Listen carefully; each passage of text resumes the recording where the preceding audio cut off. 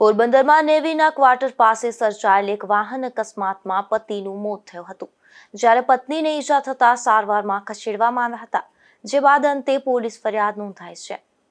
પોરબંદરના બુખીરા વિસ્તારમાં આવેલ નેવી ઓફિસર ક્વાર્ટરમાં રહેતા લીલાવતીબેન નવઘણભાઈ સગારકા દ્વારા એવી પોલીસ ફરિયાદ નોંધાવવામાં આવી છે કે તેના પતિ નવઘણભાઈ ભુજાભાઈ સગારકા પોરબંદરની ડોક્ટર વી.આર. ગોઢાણીયા કોલેજના માલિક ડોક્ટર વીરભાઈ ગોઢાણીયા સાથે ડ્રાઇવિંગની નોકરી કરતા હતા અને ફરિયાદી લીલાવતીબેન પોતે નેવીના અધિકારી યોગેશ દયાને ત્યાં છેલ્લા 4 વર્ષથી તેના ઘરે રસોઈનું કામ કરે છે.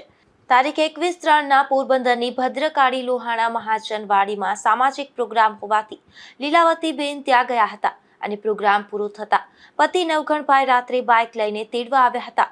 બાદમાં પતિ પત્ની બંને ઘરે જતા હતા ત્યારે 3 માઇલથી સર્વિસ રોડ ઉપર દ્વારકા બાજુએ એમિયર્સ ક્વાર્ટર સામે ફૂલ સ્પીડે એક 4 વ્હીલ આવતી હતી. તેના ચાલકે નવઘણભાઈના બાઇકને સામેથી અડફેટે લઈ લેતા પતિ પત્ની બંને ફંગોળાઈ ગયા હતા. થોડી વારમાં ઇમરજન્સી સેવા 108 આવી જતા બંનેને પ્રાથમિક સારવાર આપી અને સરકારી ભાવસીજી હોસ્પિટલ ખાતે દાખલ કરવામાં આવ્યા હતા, જ્યાં પતિ નવઘણભાઈ સગારકાનું ગંભીર ઈજાના કારણે મોત થયું હતું.